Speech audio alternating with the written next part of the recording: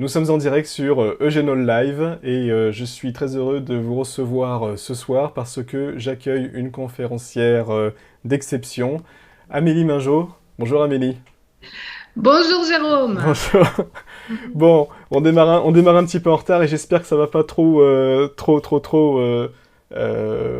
décaler votre soirée.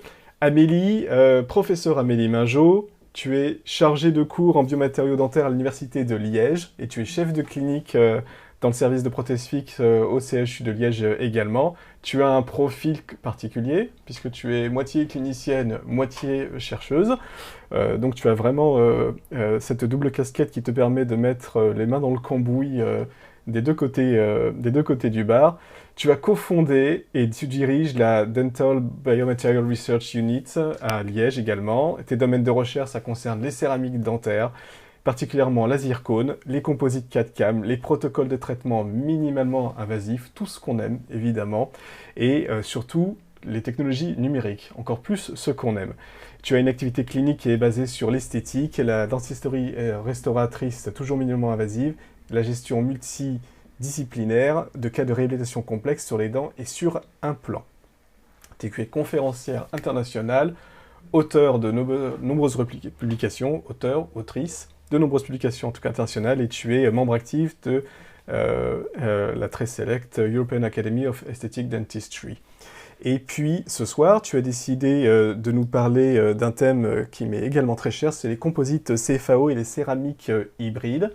Et tu as également une autre activité de formation avec D-Aesthetics. Est-ce que tu peux nous en parler? Oui, donc on organise à Liège en fait une formation en dentisterie esthétique et minimalement invasive qui allie théorie et pratique sous forme de 4 modules en fait chaque année académique. C'est 2 jours à Liège, cité très sympa. On y découvre la ville aussi. Il y a un aspect convivial à notre formation. Donc c'est théorie pratique avec toute l'équipe de Liège parce qu'effectivement on adore travailler en équipe pluridisciplinaire. Et puis là, on vient de rajouter un 5e module expert sur les cas d'usure. Donc, on commence la semaine prochaine, en fait, 3 jours sur tout ce qui est gestion des cas d'usure. Et voilà, ça m'occupe beaucoup aussi, ces formations. Et c'est un grand plaisir toujours de retrouver mes confrères, mes consoeurs dans ces formations. Oui. Non, super. Écoute, puisque nous ne sommes pas en avance, je vais te laisser le podium dès maintenant. Eh bien, écoute, la scène est à toi. Merci, Amélie. Bien, bah écoute, Jérôme, encore un tout grand merci pour cette invitation. Je suis très heureuse d'être avec vous aujourd'hui sur Eugène Live. Ton introduction était vraiment parfaite, Jérôme, donc merci beaucoup. On va tout de suite démarrer. J'espère effectivement qu'on n'est pas trop tard, mais c'est tant mieux qu'on soit un petit peu après votre repas, j'espère, et qu'on puisse démarrer un thème qui m'est très très cher. Effectivement, c'est tout ce qui est composite 4CAM, céramique hybride, vous en avez sans doute aussi entendu parler sous ce nom-là. Et surtout, pas les matériaux pour ce qui sont, mais ce qu'on peut en faire. Et j'espère vous faire aimer les biomates ce soir, vous montrer en fait à quel point quand on les connaît, ça nous permet peut-être d'aller plus loin dans nos stratégies de traitement. Et quand je dis plus loin, c'est d'améliorer le traitement pour nos patients, qui soit minimalement invasif tant que possible et que le résultat soit peut-être plus performant de ce qu'on pouvait faire avant. Parce qu'en fait, la recherche en biomatériaux, ce qui m'intéresse surtout là-dedans, c'est de pouvoir développer des stratégies de traitement qui sont plus performantes. Donc aujourd'hui, si vous voulez faire des restaurations avec des matériaux qui soient non métalliques en prothèse conjointe, vous avez le choix en fait entre 3 familles de matériaux. Vous avez les vitrocéramiques renforcés au disilicate de lithium qui sont là depuis les années 80, hein, ce n'est pas des matériaux très nouveaux. Vous avez tout ce qui est zircone avec les zircones translucides qui sont apparus beaucoup plus récemment, mais donc la zircone, ça fait maintenant 20 ans qu'elle est sur le marché. Et depuis quelques années, on a des zircones translucides, ultra translucides. Et les composites CFAO céramique hybride, c'est un petit peu les petits derniers nés de tous ces matériaux. Ils sont arrivés en fait en 2010. Hein. Le premier, c'était le Lava Ultimate. Et maintenant, ça fait quand même une petite dizaine d'années qu'ils sont sur le marché. Et pour autant, je suis persuadée que beaucoup d'entre vous ne les connaissent pas encore, ne s'en servent pas encore.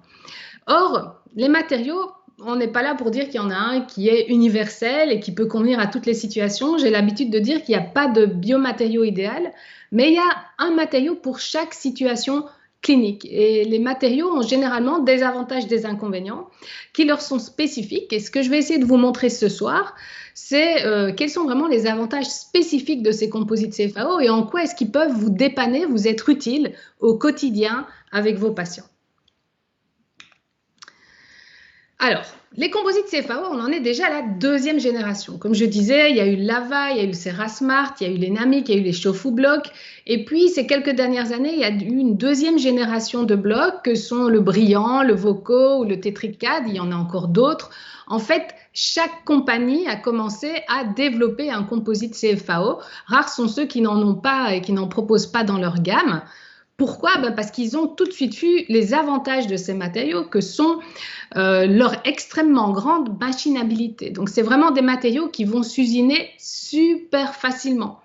Beaucoup mieux qu'une céramique, ça va aller beaucoup plus vite, en plus fine épaisseur. Ce sont des matériaux qui sont moins cassants. Si vous regardez ici une vitrocéramique type ImaxCAD après usinage, vous voyez qu'elle a des petits chippings ici au niveau du bord. En fait, un matériau céramique, c'est pas tellement fait pour être usiné parce que c'est un peu cassant. Ces matériaux, vous ne devez pas les repasser au four, contrairement à certaines disilicates de lithium. Et puis surtout, et ça c'est un avantage qui est non négligeable, c'est super facile à ajuster en bouche. Super facile au niveau de l'occlusion, super facile au niveau des points de contact. Et donc, c'est vraiment un matériau qui s'adapte super bien à tout ce qui est CFAO. Et c'est tout à fait dans la tendance économique. Allez vite, c'est dans la tendance économique du marché. C'est important de comprendre, et là on va commencer cet exposé, on va avoir une partie peut-être un peu plus théorique, parce que je pense que c'est vraiment important que vous compreniez ce que sont ces matériaux pour que vous puissiez les utiliser de manière adéquate, et puis après on va partir sur une série de cas cliniques. Et donc je voudrais d'abord vous expliquer qu'il y a deux familles de matériaux composites sur le marché.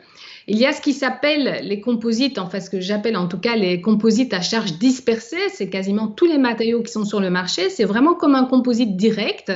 Ils sont constitués de charges, généralement c'est des particules de verre, qui sont mélangées à des résines diméthacrylate. Et donc ces composites, en quoi est-ce qu'ils diffèrent d'un composite direct, de ce que vous mettez tous les jours dans la bouche de vos patients? Qu'est-ce qui les différencie vraiment? C'est pas leur composition. Si je prends ici 3 blocs, parmi tous ceux qui existent, le Lava ou le Cerasmart, le Shofu, en fait, la matrice, ce sont toujours ces monomères diméthacrylate que vous retrouvez dans vos composites directs. Ici, il va y avoir peut-être un peu plus d'UDMA. Dans les compos directs, il y a aussi pas mal de BGMA. Mais c'est vraiment les mêmes familles de monomères. Donc ça change rien du tout.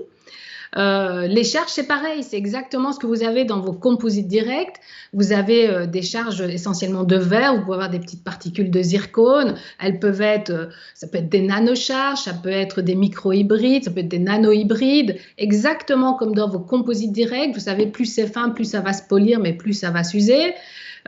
Et puis, donc il y a des caractéristiques qui varient un petit peu d'un bloc à l'autre, mais c'est exactement comme vos compos directs, c'est exactement la même composition. Donc, qu'est-ce qui change et qu'est-ce qui fait que ces matériaux sont fondamentalement différents de ce que vous utilisez en bouche tous les jours? Eh bien, ce qui change, c'est qu'ils sont fabriqués industriellement. Qui dit industriellement dit que ça va être fabriqué sous pression, sous vide, donc on ne va pas avoir de porosité, le matériau va être extrêmement homogène, et rien que pour ça, ça va doper ses propriétés mécaniques, parce qu'il n'y a pas de bulle, pas de défaut, donc pas de point d'initiation de fissure. D'autre part, ce qui change fondamentalement, c'est qu'on ne va pas les polymériser avec de la lumière, c'est qu'on va les polymériser avec de la haute température, c'est-à-dire au-dessus de 100 degrés. Et ça va absolument tout changer du point de vue du matériau. Pourquoi? Parce que le degré de conversion des monomères, donc le taux de polymérisation d'un composite direct, quand vous polymérisez avec votre petite lampe dans la bouche de votre patient au fauteuil, en fait, votre matériau il est polymérisé à moitié. Vous avez la moitié des monomères qui ont polymérisé. C'est très peu efficace. Et du coup, toutes les propriétés du matériau vont être assez faibles, que ce soit les propriétés mécaniques en termes d'usure, de dureté, de rigidité, que ce soit la stabilité chimique, vous savez à quel point on peut avoir des discolorations, l'absorption d'eau, de fluide, ça vieillit très mal un composite direct, et puis aussi c'est toxique, les monomères libres, en fait le patient il les avale. Donc ça c'est vraiment pas du tout l'idéal. Et nous, on a intérêt à ce que le degré de conversion des composites soit le plus élevé possible. Avec la lumière, ce n'est pas possible, mais avec la haute température, on va pouvoir monter très très haut dans les degrés de conversion. On a pu montrer dans certaines études sur certains types de composites qu'on va voir, les PICN, qu'on peut monter jusqu'à 96%. Vous voyez que je parle bien français, je n'ai pas dit 90, de taux de conversion. Donc ça va complètement révolutionner toutes les propriétés de ce matériau qui, au-delà de ça, n'est pas également opérateur dépendant comme est un composite. Un composite direct, c'est très opérateur dépendant et vous savez comme ça vieillit en bouche, toutes ces discolorations que vous pouvez voir. Donc, aujourd'hui, la famille des composites contient vraiment des sous-familles et il ne faut vraiment pas mélanger un composite direct avec un composite CFAO. D'autre part, vous devez comprendre qu'il y a deux famille de composites CFAO, donc ces charges dispersées dont je viens de vous parler. Et à côté de ça, vous avez ce qu'on appelle les PICN, ou Polymer Infiltrated Ceramic Network, ce qu'on dit aussi communément, mais ce n'est pas un terme très scientifique, céramique hybride. Ce sont des matériaux qui sont constitués en fait d'un bloc de vitrocéramique, c'est de la Vitamark 2, qui est en fait partiellement frité et qui est ensuite infiltré par du monomère. Donc on part d'un bloc de vitrocéramique que l'on va ensuite infiltrer avec un mélange de monomère, toujours beaucoup du DMA, et que l'on va polymériser non seulement sous haute température, mais également sous haute pression. Donc on va monter à 3000 bars, c'est énorme, et ça va encore booster encore plus le degré de conversion. Donc ces matériaux, il y a un seul matériau sur le marché, c'est le Vitadynamic, puisque c'est un procédé qui est breveté à l'heure actuelle, mais donc ça n'a pas du tout la même microstructure qu'un charge dispersé. Effectivement, si on essaye de regarder, ici c'est une image en 2D, à gauche, un charge dispersé, c'est comme vos composites directs, c'est une matrice de résine avec des charges, des petites, des grosses qui se baladent dedans.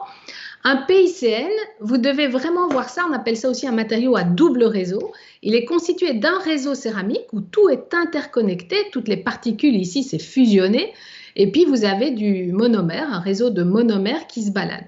Il faut vraiment imaginer que c'est un petit peu comme un squelette, comme un os, en fait, comme si vous aviez la moelle osseuse qui est infiltrée de résine. Et ça va changer les propriétés du matériau parce que cette microstructure va influencer le comportement biomécanique du matériau. Donc là, je vais vous demander de vous accrocher 10 petites minutes pour que je vous explique les différences de propriétés. Et puis tout de suite, on part sur les cas cliniques et sur la mise en pratique. Alors, qu'est-ce qui différencie un PICN d'un charge dispersé ou d'une céramique au niveau des propriétés mécaniques, de la biocompatibilité et des propriétés de collage? Bien, tout d'abord, vous savez, nous les dentistes, les fabricants aiment bien nous présenter cette fameuse résistance en flexion qui est censée caractériser la résistance mécanique des matériaux. C'est une propriété qui est utile, mais elle n'est pas suffisante. Mais donc, on la montre souvent. Et quand on regarde cette résistance en flexion, eh bien, si on compare les composites CFAO charge dispersée, c'est ce qui est en blanc. PICN, c'est ce qui est en gris foncé. Rouge, c'est notre référence. C'est une vitrocéramique renforcée au disilicate la plus résistante, c'est l'IMAX-CAD. Donc, ça va être un petit peu notre référence ici. Si on compare la résistance en flexion, l'IMAX-CAD, on est à 350-400 mégapascales. C'est-à-dire que si je veux prendre un petit barreau et le casser en deux, il me faut cette contrainte-là. Et puis, si je regarde en fait nos composites directs, ils sont environ 100 mégapascales, donc c'est quand même 4 fois moins résistant. Et on voit ici qu'en fait, les composites CFAO, les charges dispersées, ont vachement évolué parce qu'ils ont une résistance en flexion qui est en train de monter de plus en plus et de se rapprocher des 300 mégapascales, ce qui est pas mal du tout. Le premier PICN dynamique ne monte pas très haut, mais on a sur nos publications ici un PICN expérimental qui maintenant arrive quasiment et qui est en tout cas équivalent à une vitrocéramique renforcée au disilicate. Tout ça, ça va influencer effectivement les propriétés de résistance mécanique et par exemple la résistance au chipping et à la fracture. Ce qui est surtout intéressant dans ces matériaux, c'est pas tellement leur résistance en flexion, parce que nous les dentistes, on a l'habitude de penser que plus ça va être résistant en flexion, mieux ça va être. Eh bien, pas nécessairement, et ça c'est vraiment un mythe que je voudrais faire tomber ce soir, c'est que dans bien des cas, et notamment quand on a beaucoup de stress occlusal, quand on a des patients bruxeurs, il nous faut avant tout, non pas, c'est bien qu'il soit résistant en flexion, c'est sûr, mais il nous faut avant tout un matériau qui soit capable de se déformer. et d'absorber ce stress occlusal, qui soit capable justement d'encaisser ce stress occlusal en se déformant. Et c'est là un des avantages majeurs de ces matériaux, c'est qu'ils ont une grande capacité à se déformer, notamment parce qu'ils ont une rigidité très faible. Si on compare la rigidité de la zircone ici, elle dépasse le graphique, je ne peux même pas la mettre ici sur mon graphe parce qu'elle monte à 250 gigapascales, c'est énorme. Si vous regardez l'IMAX, elle va être plus rigide que l'émail, hein. Elle est beaucoup plus rigide que l'émail. Vous avez l'émail ici, la dentine là-bas. Si vous regardez les composites CFAO à charge dispersée, ils sont généralement un peu trop souples, hein, parce qu'ils sont plus souples que la dentine. Et vous avez ici les PICN, ils ont un module élastique entre la dentine et l'émail, et donc ils ont des propriétés assez similaires au tissu dentaire de ce côté-là. Et ces matériaux, d'une manière générale, ont cet avantage de pouvoir se déformer. Et donc c'est un avantage majeur qu'ont ces matériaux. Si on regarde la biocompatibilité, parce qu'on s'interroge beaucoup sur la biocompatibilité, si vous voulez faire de la prothèse sur implant, c'est important que le matériau que vous allez mettre au contact des tissus mous, si vous travaillez sur des implants enfouis, c'est important que ce matériau soit biocompatible. Et ici, on a des études qu'on a faites dans notre unité de recherche sur la biocompatibilité des différents matériaux 4CAM. Et on a pu montrer que le gold standard, on sait que c'est la zircone, c'est le titane, mais on a pu montrer que des PICN expérimentaux, de par le fait qu'ils sont très très bien polymérisés, ils ne relarguent pas de monomères, ils vont avoir en fait des propriétés de biocompatibilité vis-à-vis des fibroblastes et des cellules épithéliales qui sont équivalentes à l'IMAX Press en l'occurrence, donc à une vitrocéramique renforcée au disilicate de lithium, alors qu'on aurait pu penser qu'un composite serait inférieur à une céramique. Donc c'est des propriétés qui sont tout à fait convenables. En ce qui concerne le collage, et ça c'est une des choses à retenir ce soir, si vous travaillez avec des composites CFAO, faites bien attention de savoir à quelle famille ils appartiennent. Parce que si c'est des charges dispersées, c'est-à-dire tous les matériaux sauf l'énamique en l'occurrence, vous devez les sabler et les silaniser. Comme quand vous voulez réparer un composite en bouche, vous sablez avec de l'alumine à 50 microns, vous appliquez un silane, c'est le traitement classique. Faites attention que sur un PICN, il faut mordancer et non pas sabler. Donc, il va falloir mordancer comme une céramique feldspathik, c'est avec de l'acide fluorhydrique pendant 60 secondes. Le matériau va devenir crayeux, comme vous le voyez ici. Et dans un second temps, vous allez pouvoir appliquer un silane pour assurer la liaison chimique avec la colle. Pourquoi ? Petit graphique, et c'est un des derniers, bien parce qu'en fait, quand on va mordancer un PICN, on va avoir une surface qui va être extrêmement rugueuse. Et on a vraiment constaté dans nos études, ici c'est un article qu'on a publié il y a 4 ans, on a fait vraiment des tests au niveau des propriétés de collage, on a mesuré ce qui s'appelle la ténacité interfaciale. On a constaté que toutes les familles PICN, que ce soit celui qui est sur le marché, c'est-à-dire l'énamique ou les expérimentaux, qui sont ici les deuxième génération, vont significativement mieux coller que les charges dispersées. Ils vont vraiment mieux adhérer à la colle, parfois même mieux que l'IMAX Press que vous voyez ici, qui est vraiment le matériau de référence en termes de collage. Donc, ces matériaux qui vont significativement mieux coller, surtout si vous les mordancez. Et ce qu'on a pu corréler, en fait, c'est la rugosité de surface. En fait, tout ça s'explique parce que quand vous mordancez le PICN, vous avez vraiment une très grande rugosité de surface qui apparaît. Donc, c'est tout à fait corrélé à cette rugosité de surface. Ce qu'ont montré les études aussi, c'est que ça ne sert à rien de mordancer les charges dispersées parce que c'est très très peu efficace. Vous voyez par exemple ici, vous avez des matériaux comme le Cerasmart qui a été mordancé. C'est vraiment des valeurs très très faibles au niveau de cette ténacité interfaciale. Donc il faut absolument sabler les charges dispersées, mordancer les PICN et d'une manière générale, donc on va avoir vraiment des meilleures propriétés avec les PICN. Et on voit bien ici sur cette image, vous avez vraiment à même échelle un PICN expérimental ici qui a été mordancé. Vous voyez qu'en fait on retire toute la céramique et ce que vous voyez apparaître c'est le réseau de polymères. Et vous avez vraiment sur cette photo l'image d'un nid d'abeilles qui se crée et vous imaginez cette colle qui va pénétrer dans ces rugosités. On va vraiment avoir un microclaftage très important puisque la colle va venir s'ancrer dans ces rugosités. Si vous regardez à droite le Cerasmart à même échelle, vous le mordancez, vous n'avez pas du tout la même rugosité de surface. Donc, même si le fabricant vous dit que vous pouvez soit sabler, soit mordancer, je vous conseille vivement de sabler plutôt le Cerasmart. Mais quoi qu'il en soit, il faut prendre conscience que la microstructure du matériau va favoriser, en tout cas, les propriétés de collage, particulièrement ici dans le cadre de ce qui est PICN. Ensuite, vous appliquez le silane. Et le silane, ça sert à quoi? Ben, ça va augmenter la mouillabilité de surface et ça va vraiment permettre à la colle de pénétrer dans ces rugosités, de venir s'ancrer dans ces rugosités. Donc, ces matériaux qui collent vraiment très très bien et qui du coup vont parfaitement s'indiquer dans le cadre d'une dentisterie minimalement invasive. C'est la fin de la partie théorique et on va partir dans les cas cliniques.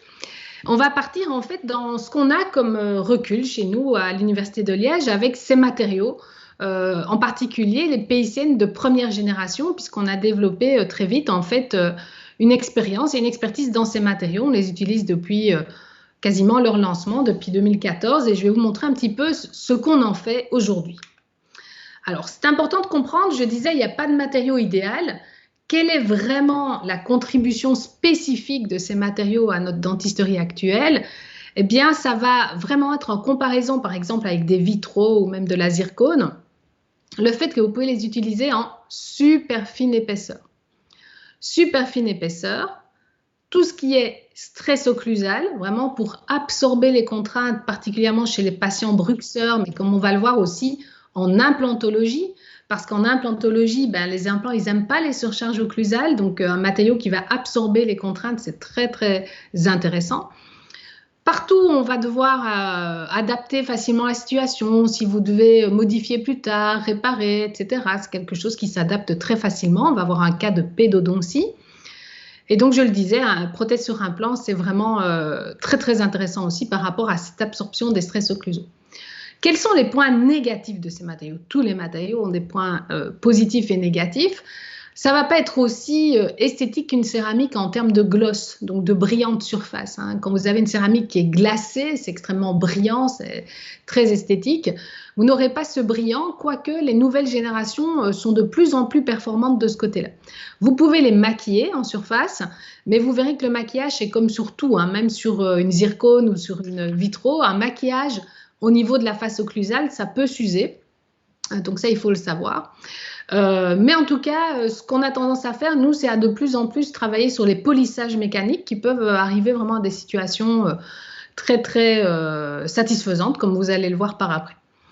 Alors, ce qu'on pourrait aussi critiquer, c'est pas aussi stable qu'une céramique. Pourquoi? Parce que ça contient du monomère.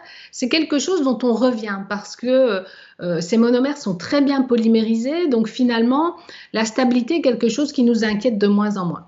Et ensuite, tout le monde s'inquiète de savoir, oui, mais dites, est-ce que ça s'use pas trop ces matériaux finalement? Est-ce que c'est pas un souci? Comment est-ce que ça s'use? Ben, il faut savoir que in vitro, toutes les données qu'on a nous montrent que ces matériaux, alors on a plus de données sur les PICN à l'heure actuelle, mais les données in vitro nous disent que ça s'use plus ou moins comme l'émail. Et finalement, c'est ce qu'on en attend. Parce qu'un matériau idéal, c'est pas un matériau qui ne s'use pas. Un matériau qui ne s'use pas du tout ne va pas pouvoir évoluer avec l'occlusion du patient. Et nous, ce qu'on souhaite, c'est d'avoir finalement un biomatériau idéal, c'est celui qui ressemble à la dent et qui va s'user comme la dent et suivre cette occlusion, évoluer avec la bouche du patient. Donc de ce point de vue-là, c'est plutôt rassurant. Et je peux vous dire qu'en fait, on a ici actuellement des données maintenant sur des cas d'usure, hein, que je vous montrais tout à l'heure, qu'on est prêt à publier et qui montrent en fait qu'on n'a pas du tout d'usure excessive de ces matériaux. On a fait des analyses par profilométrie et c'est extrêmement rassurant. Alors, première indication que j'adore, c'est la dentisterie minimalement invasive. Au quotidien, qu'est-ce que vous pouvez faire déjà demain dans votre cabinet dentaire avec ces matériaux-là? Un exemple de diastème. Alors, comment vous pouvez fermer un diastème? Des composites directs avec les inconvénients qu'on vient de voir.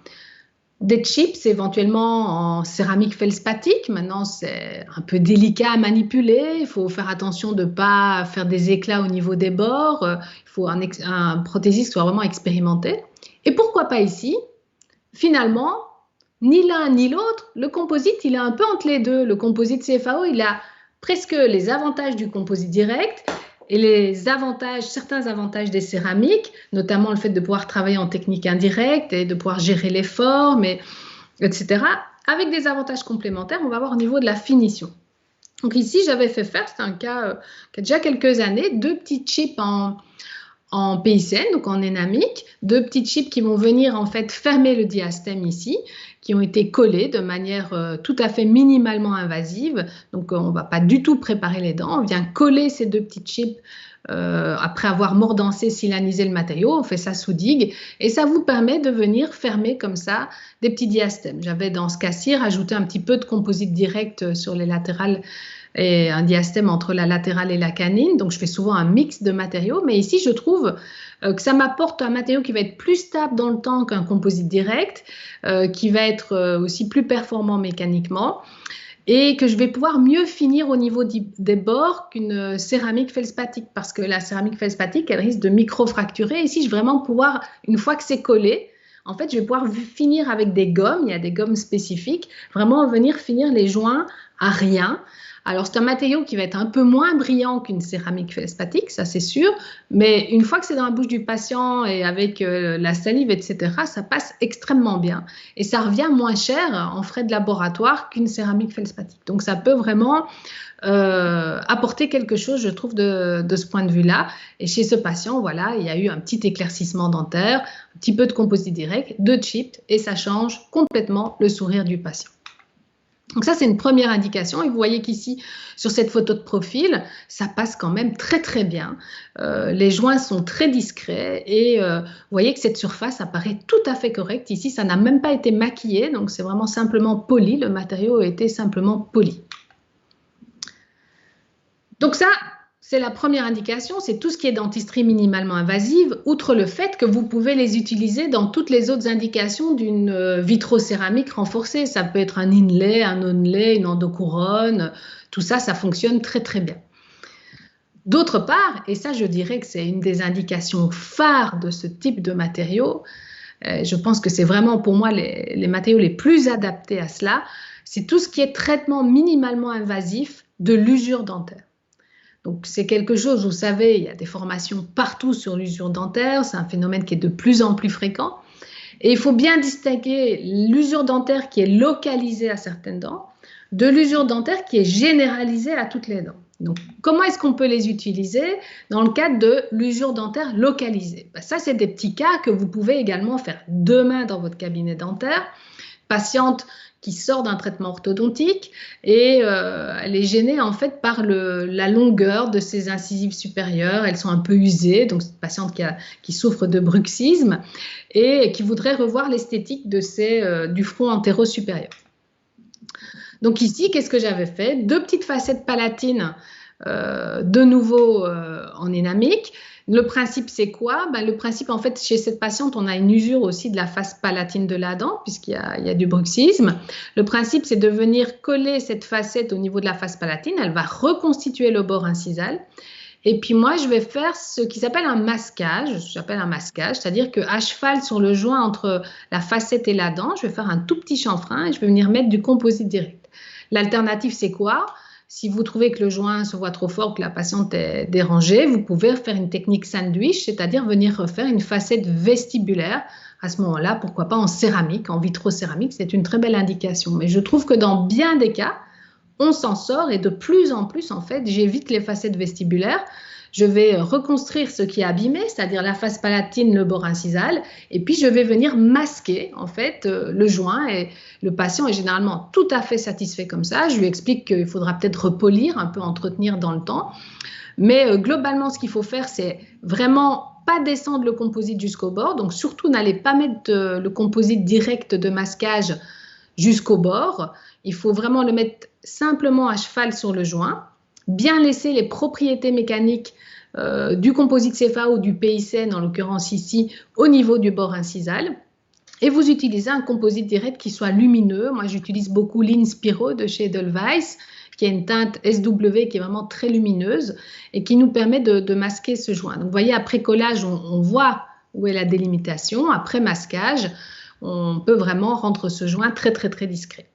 Et donc, l'avantage ici, c'est qu'on va se retrouver, donc la patiente par ailleurs, vous voyez qu'il y a eu un petit peu de chirurgie mucogingivale par ma collègue France Lambert, un petit éclaircissement, peut-être un petit peu de composite direct sur certaines usures ailleurs, mais ça change de nouveau tout le sourire en étant dans une technique qui est tout à fait minimalement invasive et en se retrouvant en palatin avec un matériau qui va être capable d'absorber ce stress occlusal chez une patiente bruxeuse. Je dirais que c'est vraiment une des meilleures indications de nouveau, ces facettes palatines, ça fonctionne très très très bien, on a vraiment un très très bon recul clinique là-dessus. C'est des patients, vous n'allez pas avoir les fractures que vous avez avec le composite direct. Donc ça va vraiment bien tenir le coup et je vais vous le montrer tout à l'heure comme quoi on peut vraiment aller très très loin au niveau de ces facettes palatines. D'autre part, vous avez tout ce qui est usure généralisée. Et donc là, on a développé un protocole que j'ai publié en 2018 déjà, oui, qui s'appelle le One Step No Prep. Donc vous savez qu'il y a des tas de protocoles de traitement de l'usure actuellement, que ce soit les personnes qui réhabilitent avec du composite direct. Je vous ai expliqué quelles sont pour moi les limitations de ce matériau, mais l'avantage, c'est qu'effectivement, c'est moins coûteux pour le patient. Par contre, vous, ça vous demande beaucoup de temps en bouche. Ensuite, vous avez toutes les techniques indirectes, notamment vous avez la 3-step technique de Francesca Velati, où on va procéder en différentes étapes et puis restaurer, par exemple, avec des petits tabletops qui peuvent être en vitrocéramique. Et ici, cette approche, en fait, c'est une approche sans provisoire, vraiment en une étape, donc il n'y a pas de phase provisoire.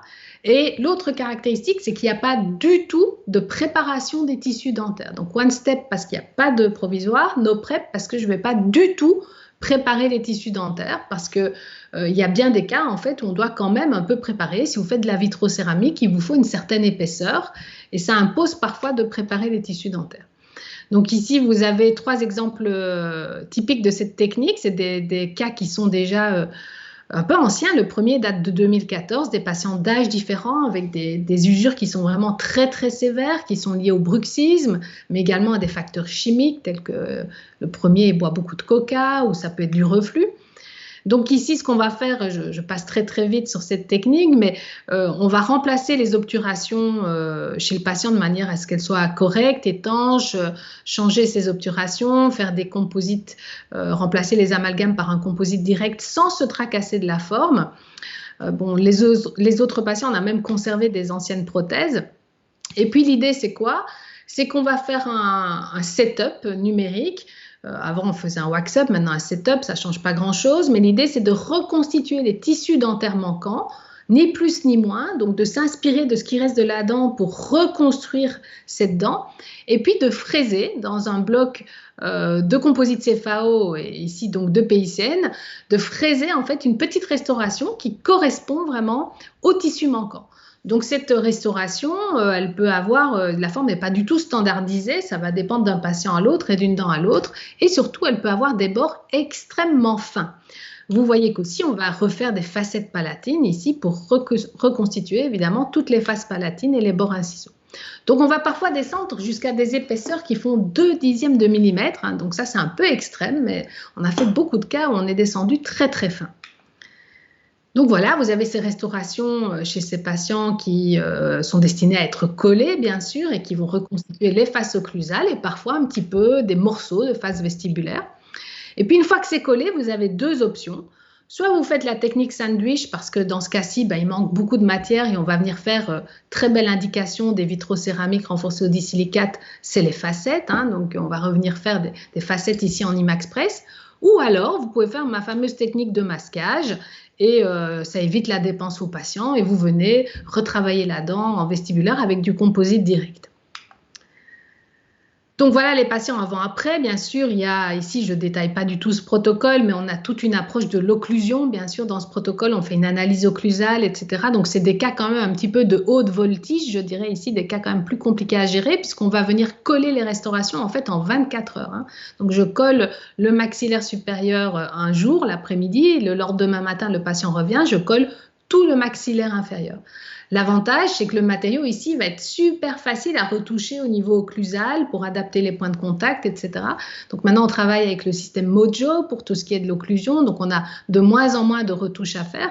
Mais néanmoins, il faut quand même vraiment avoir déjà une pratique en dentisterie adhésive pour pratiquer ces collages-là, parce que c'est quand même des collages assez fastidieux. Mais on évite la phase provisoire et en pratique, ça se passe très, très, très bien. Vous avez ici les résultats à 2 ans et on va bientôt publier nos résultats à 5 ans. Donc ici, sur 200 restaurations plus ou moins, 192, on a augmenté la DVO d'environ 5 mm de manière moyenne au niveau du pointeau incisal, donc c'est loin d'être négligeable. Et vous voyez qu'on a un taux de survie des restaurations qui est de 100% à 2 ans. Bien sûr, 2 ans, ce n'est pas encore grand-chose, mais je peux vous dire qu'à 5 ans, c'est toujours bon. Et on a un taux de succès de 93%. Qu'est-ce qu'on peut rencontrer comme échec? Ce qu'on rencontre surtout, c'est là où on a vraiment fini à rien le matériau, à un endroit où on a un point de contact occlusal.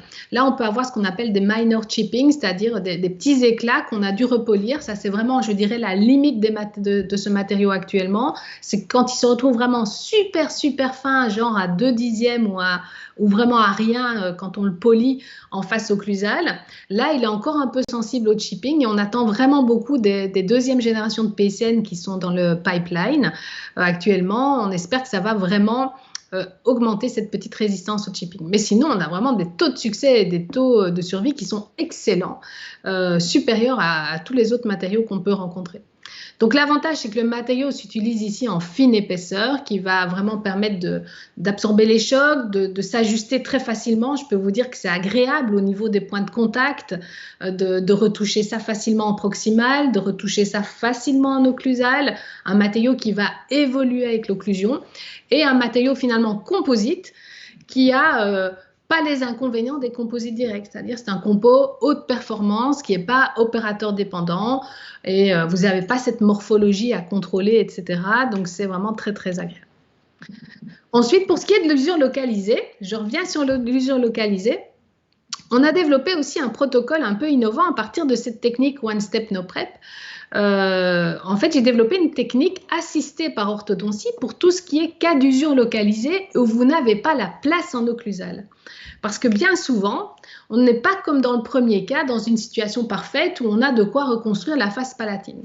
Bien souvent, la dent a égressé et en fait, on n'a pas du tout d'espace interocclusal pour venir restaurer, comme chez cette jeune patiente, les incisives. Donc en fait, elle a complètement usé devant, mais rien derrière. Derrière, c'est nickel, l'occlusion est vraiment nickel, mais devant, j'ai pas du tout la place pour restaurer.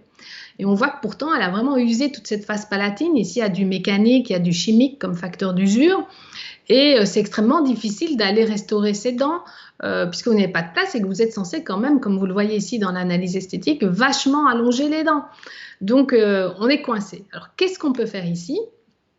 Eh bien, ce que je vous propose, c'est de faire des facettes palatines.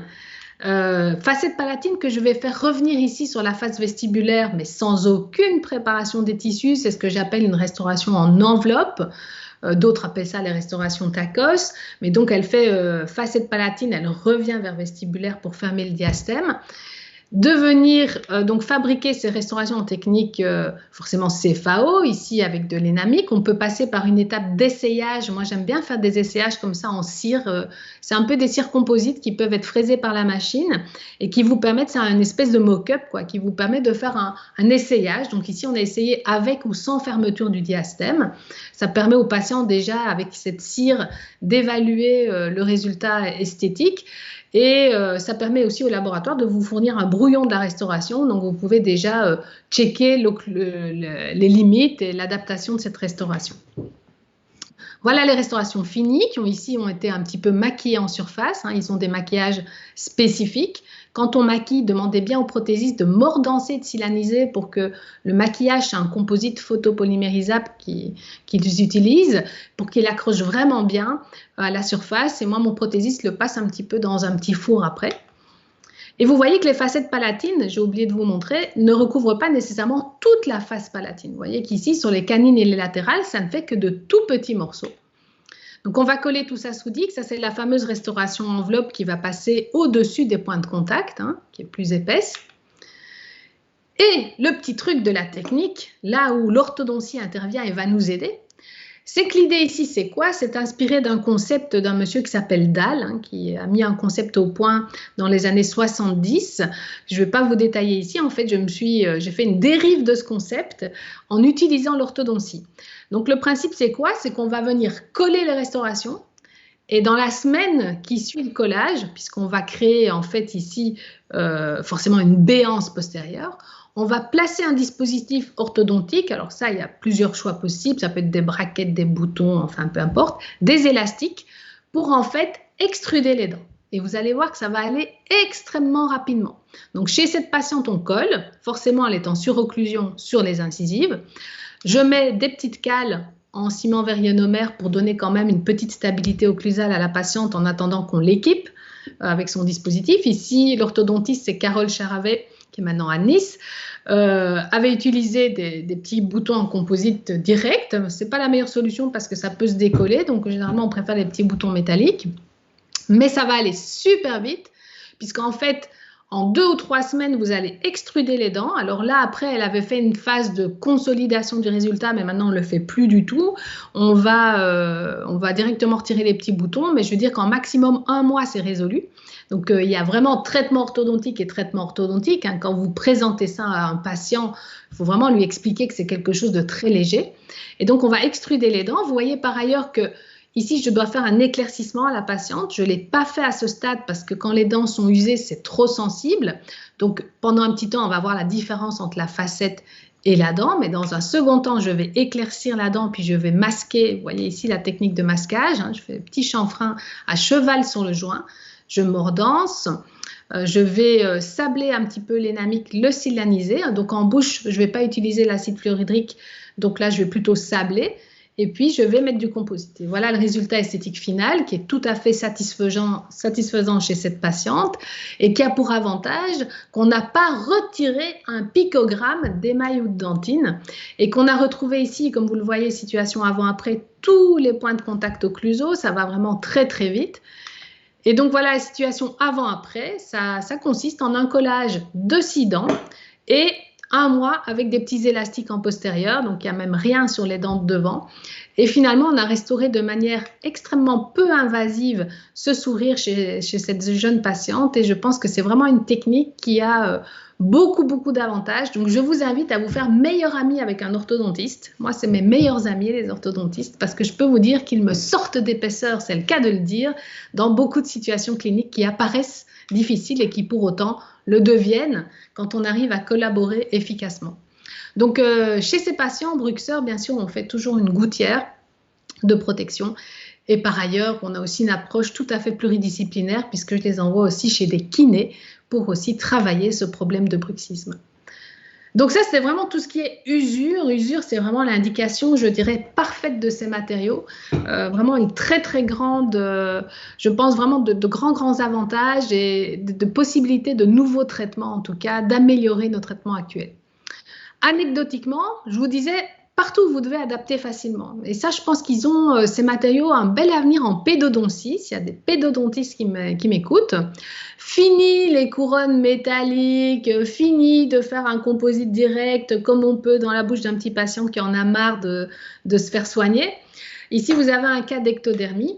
Et donc, c'est un cas aussi qu'on avait publié avec ma collègue pédodontiste France Fouché. Donc, cette petite fille est vraiment handicapée forcément socialement par l'aspect esthétique de ses dents, mais aussi fonctionnellement puisqu'elle n'a plus vraiment d'occlusion stable. Donc ici, petite maquette et petite couronne. Alors pour le coup, il n'y a pas besoin de préparer les dents, si ce n'est retirer ce qu'on appelle à Liège les petites crolles qui étaient là, les petites boucles au bout de la dent et de les arrondir. Et puis on va simplement en fait faire des couronnes ici en énamique qu'on va venir coller de nouveau une séance pour le haut, une séance pour le bas et qui vont chez cette petite patiente qui à l'époque avait 8 ans, vont pouvoir en fait restaurer l'anatomie, une anatomie plus ou moins correcte. Hein. On voit que le profil d'émergence n'est pas idéal, mais c'est déjà beaucoup mieux pour elle. Des contacts occlusaux stables, avec des overlays qui ont été faits chez les dents de lait. Et là, maintenant, j'ai du recul de quelques années chez cette patiente. ça a vraiment permis de moduler le résultat puisqu'on peut retravailler le profil d'émergence en sablant, silanisant, rajoutant un petit peu de composite direct quand la gencive bouge. Et du coup, en fait, on peut vraiment faire évoluer ce résultat dans le temps. Donc ça permet d'aller loin.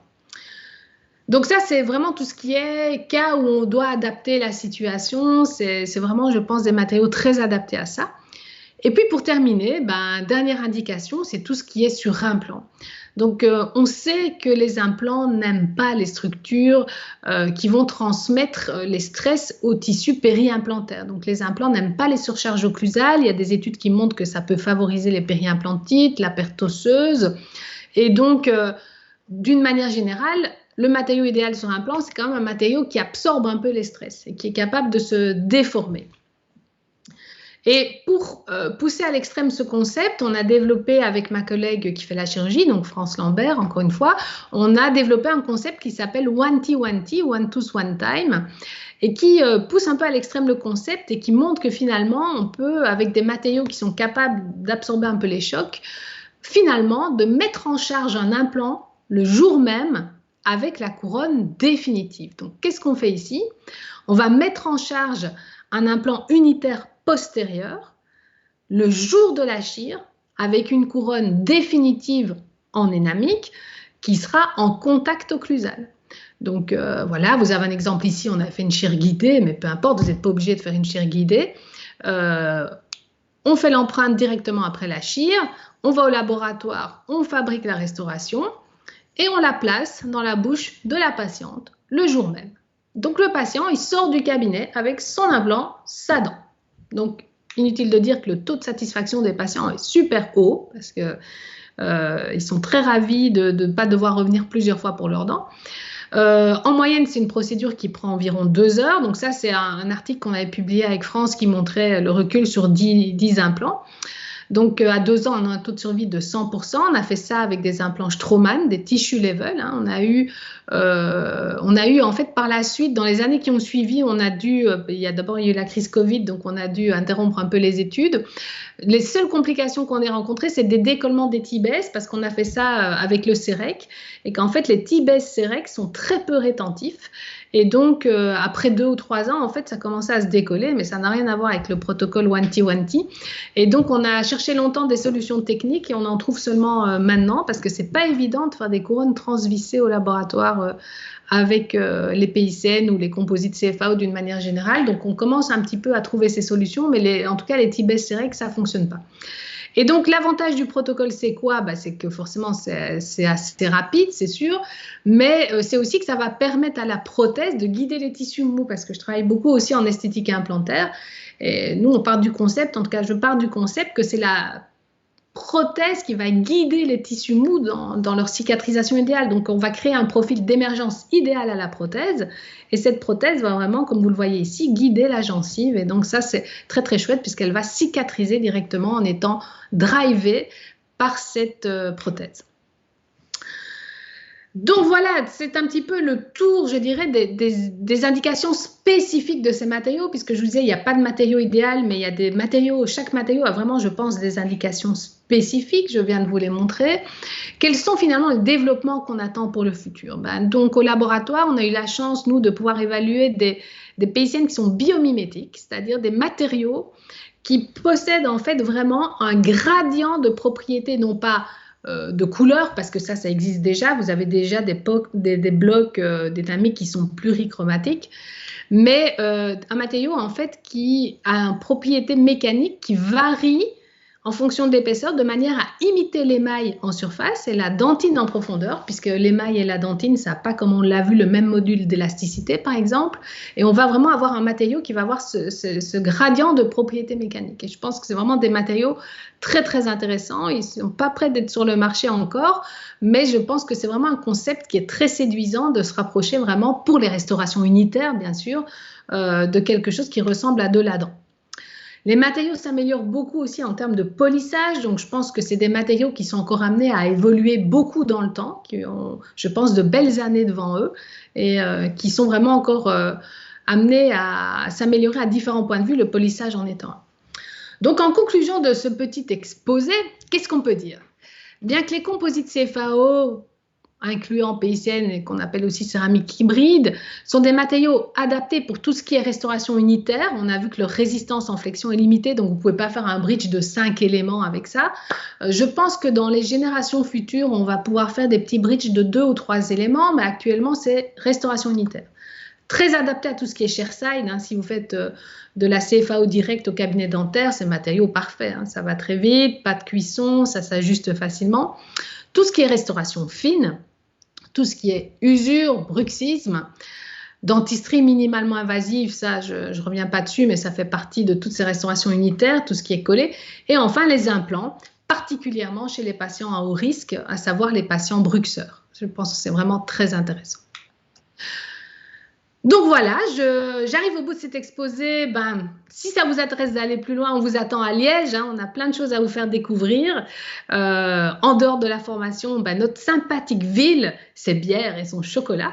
Donc ça nous fera grand plaisir de vous accueillir si ça vous dit de nous rejoindre dans le cadre de nos formations.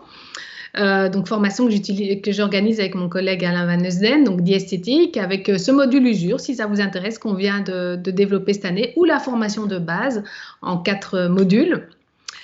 Je vous remercie beaucoup pour votre attention. Je remercie aussi toute l'équipe qui travaille avec moi à Liège, l'équipe clinique, l'équipe aussi scientifique du laboratoire de la Dental Biomaterials Research Unit, tous mes collègues aussi chirurgiens et ortho avec lesquels je collabore au quotidien, et je suis à votre disposition si éventuellement il y a des questions. Voilà, merci beaucoup pour votre attention ce soir. Merci beaucoup Amélie, c'était vraiment une superbe conférence. Tu étais pile à l'heure, 45 minutes, bravo. Écoute, on a reçu quelques questions, mais moi aussi j'en ai.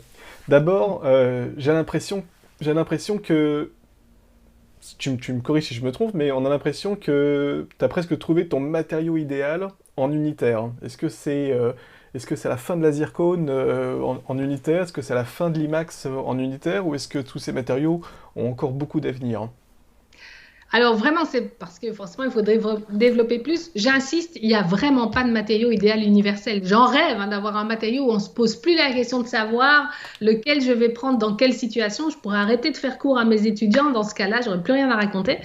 Malheureusement, il n'existe pas encore, et je pense qu'il y a toujours de très très belles indications, que ce soit pour la zircone, notamment tout ce qui est esthétique implantaire. Je fais énormément de restauration implantoportée sur base de zircone parce qu'elle est très biocompatible, comme on l'a vu, et donc une belle centrale avec un pilier zircone, une infrastructure zircone transvissée, ça reste pour moi matériau de choix. La zircone, on a besoin pour les bridges. Tu ne peux pas faire un bridge avec ça. Maintenant, tu as nuancé en disant les restaurations unitaires, mais donc ça reste les bridges, l'indication de la zircone. Moi, je ne fais plus de métal depuis 15 à 20 ans, aussi, ça, je dois le dire. Donc, je navigue sur 3 matériaux et j'utilise les 3 matériaux. Donc, je n'aime pas, par contre, les zircones ultra translucides, 4 et 5Y, qui sont beaucoup moins résistantes et qui, pour moi, offrent peu d'avantages par rapport aux autres matériaux. Donc, je travaille toujours sur des zircones 3Y, donc ça, c'est important de le dire. Et enfin, les disilicates de lithium ou les vitrocéramiques, d'une manière générale, les plus belles facettes, je vais les faire en céramique feldspathik. Chez un patient bruxeur, les facettes vestibulaires, je vais les faire en vitrocéramique renforcée au disilicate de lithium. Donc, il y en a suffisamment sur le marché. Méfiez-vous qu'il y a des différences aussi là, parmi les différentes nouvelles générations de disilicates de lithium. Les céramiques Ivoclar restent malgré tout les plus résistantes aujourd'hui. Je n'ai aucun contrat avec Ivoclar, mais les études le montrent.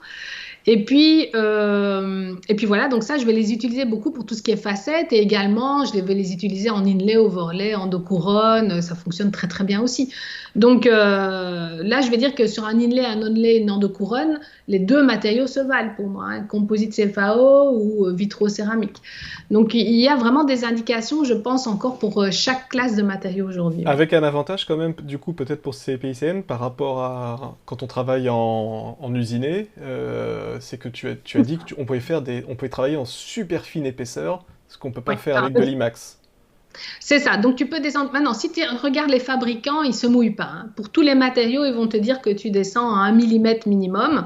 En pratique, dans l'étude qu'on a faite sur les cas d'usure, on est descendu en moyenne à 0,5, en allant parfois plus fin. Faire attention que si c'est trop fin, comme j'ai dit tout à l'heure, Il n'y a pas de miracle, hein. Chez un patient qui grince, qui serre sur le point de contact occlusal, là, tu risques d'avoir des petits chippings, des petites fractures.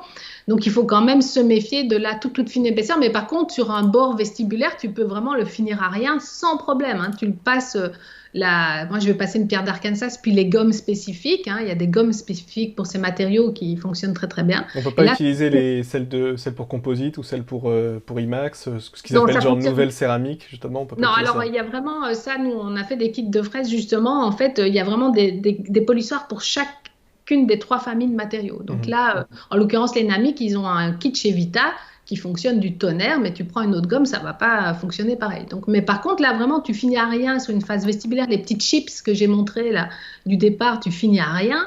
Il n'y a aucun souci, quoi. Se méfier dans les zones occlusales quand même, mais on peut d'une manière générale descendre plus fin, ça c'est sûr. Ouais. Alors, ce que tu montrais justement, c'est que quand on a des finitions extrêmement fines, est-ce que donc tu as expérimenté quelques chippings dans ces zones-là, et Mhm. est-ce que justement ça pourrait pas être conditionné aussi par le type de colle que tu utilises, si tu utilises un composite réchauffé ou si c'est une colle duale, ou ça change rien? Ça change rien. Ici, moi, j'utilise pas de composite réchauffé, justement parce que la viscosité du réchauffé, même si tu le réchauffes, elle est encore fort importante. Et quand tu as vraiment des coquilles super fines, moi, je peux vraiment avoir parfois des trucs super fins. Risque de Faut pas, casse. je conseillerais pas ça, hein. Donc, Ouais. je pars sur des colles duales. Typiquement, moi, j'utilise le Variolink qui fonctionne très très bien. Donc, c'est pas une question de colle ici, c'est vraiment une question de résistance mécanique du matériau. La résistance en flexion n'est pas encore suffisante. Ici, on attend le deuxième et j'espère que la Donc deuxième génération. c'est pas prêt pour les bridges alors si la résistance en flexion fonctionne. Oui, mais justement, tu vois qu'il y a des composites CFAO de charge dispersée qui montent quasiment à 300 maintenant. Ce sera le cas vraisemblablement d'Enamic 2 hein, qu'on attend. Et on espère pouvoir même monter un peu plus et un jour faire des petits bridges de 2-3 éléments. Mhm. Et alors, je les utilise aussi sur des armatures zircone en couronne collées sur l'armature zircone chez les patients bruxeurs, par exemple, hein. Donc ça, c'est aussi la solution quand Ouais. tu veux faire un bridge. Et sur une armature en titane par exemple, ça pourrait pas fonctionner sur les bridges? Si, pourquoi pas? C'est parce que moi, je n'en fais pas vraiment, je fais pas énormément de cas d'armature titane, mais c'est une des indications auxquelles on pense justement et qu'on aimerait étudier, oui. Ouais, la translucidité, enfin je veux dire, il y a plusieurs types de Oui, tu as translucidité différents aussi. niveaux d'opacité. Alors moi, j'utilise toujours, si c'est pour travailler avec les PICN, moi j'utilise toujours le polychromatique parce que je trouve qu'il est le multichromatique et il a vraiment un bon niveau de translucidité. Mais tu pourrais, si tu veux masquer quelque chose, travailler avec des plus opaques, hein. Oui, il y a des plus opaques. D'accord. Et par contre, tu parlais de sa stabilité chimique. Est-ce que par Mhm. hasard, une question qu'on m'a envoyée, est-ce que ça pourrait pas être augmenté au laboratoire après usinage, par exemple, en le réchauffant? Parce que tu parlais justement de réchauffer. Est-ce qu'un passage au four justement permettrait pas justement d'augmenter euh, Le degré de conversion. ouais, Donc, le degré de polymérisation, c'est quelque chose qui est fait en usine, puisque le matériau, il est fabriqué en usine, il est polymérisé sous haute température, haute pression. Et là, ça va monter très, très, très, très vite. Ce à quoi le participant fait allusion ici, c'est les procédés de petits fours qu'on utilise pour les anciens composites, les composites faits par le prothésiste. Attention, ces composites indirects, ce sont des composites comme les composites photopolymérisables que vous utilisez. C'est exactement la même chose. C'est des composites qui ont des très mauvaises propriétés mécaniques, que l'on pouvait mettre au four après les avoir photopolymérisés pour essayer d'augmenter le degré de conversion. Mais les études ont montré qu'on va le monter de 10 à 15% maximum et qu'en fait, ça ne va pas vraiment améliorer les propriétés du matériau. Pourquoi? Parce qu'une fois que vous figez avec la lumière, les monomères, ils ne peuvent plus bouger pour essayer de se raccrocher les uns aux autres. Et donc, le plus efficace, c'est la température. Et je veux dire que cette stabilité chimique, aujourd'hui, moi, je pense qu'elle est déjà très, très bonne, puisqu'on atteint des valeurs qui sont parfois, en tout cas dans les études de laboratoire qui ont été publiées avec l'Université de Paris, il y a une étude qui montre qu'on monte avec les procédés haute température, haute pression à 96%, hein. Donc, on ne peut pas faire mieux. ok. Et également, je pensais à quelque chose, parce que tu parlais véritablement justement des procédés qu'on utilisera au cabinet pour changer l'état de surface. Donc ici, on va utiliser plutôt un acide fluorhydrique, plutôt qu'un sablage, tu disais. Mais Oui. est-ce qu'on peut utiliser aussi ces produits deux en un, ou est-ce qu'il faut vraiment faire acide fluorhydrique et silanisation séparés?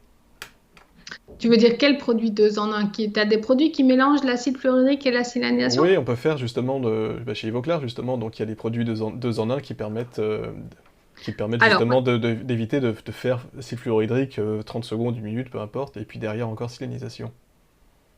Alors, donc je ne connais pas ces produits-là, je suis intéressée de voir, mais je pense que c'est vraiment important de d'abord mordancer la surface.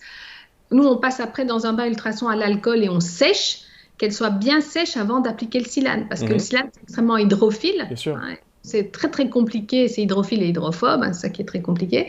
Très compliqué déjà d'avoir cette liaison chimique. Il faut savoir que le plus important, ça va être le micromécanique, et c'est pour ça que les PICN collent mieux que les autres, c'est parce qu'ils ont ce micromécanique. C'est ce que Michel Degrange disait toujours, hein, il faut favoriser le micromécanique et pas le chimique. Donc chimique est très difficile à avoir. Et donc si on mélange tout ensemble, qu'il y a plein de flotte, plein d'eau, je vois pas du tout comment ça pourrait marcher. Donc il faut bien sécher le matériau et puis venir mettre le silane dans un second temps, comme sur la petite vidéo que j'ai montrée, on voit vraiment que ça s'infiltre dans cette rugosité. Ouais. Ouais. Et on peut faire comme les céramiques, on peut les réchauffer justement avant d'appliquer une colle. Oui, on peut le faire si on le souhaite, Parce que mais ça sert à quelque chose ou pas? malheureusement, je pense que ça ne sert pas à grand-chose parce que ce qu'on cherche, en fait, c'est essayer d'avoir une liaison covalente au travers de la chaleur, mais il faut monter au-dessus de 100 degrés. Et donc, c'est très compliqué avec une petite flamme, ou alors on va tout brûler. Hein. Il ne faut pas non plus brûler le composite. Ouais. Donc voilà, donc malheureusement, moi, je ne le fais pas parce que je pense que ça ne sert pas à grand-chose. Et alors, en bouche, si vous devez réparer, parce que c'est ça qui est bien, c'est que ça peut se réparer facilement, etc. Pour éviter l'acide fluorhydrique, si vous sablez, ça fonctionne déjà très, très, très, très bien. Donc, vous pouvez sabler. Et de toute façon, d'une manière générale, tous les composites CFAO, vous pouvez les sabler et les silaniser. Donc, un petit coup de sableuse, un petit coup de silane et vous pouvez réparer. Ok. Et après, et donc pour le collage, donc tu disais que tu utilises du Varioling, donc on peut utiliser les mêmes colles qu'on utilise pour les disilicates ou pour les phosphatiques. Et est-ce que on peut, pour ce qui est justement du collage sur les bases titane, donc là on passe en implanto, est-ce qu'on utilise les mêmes colles ou est-ce qu'il y a des colles par contre qu'il faut Pas les mêmes privilégier? colles. Donc, ce ne sont pas les mêmes colles. Donc, sur les bases implantaires, il y a vraiment 2 types de colles qui fonctionnent très très bien. Il faut aller sur des colles qui ont une affinité pour le titane.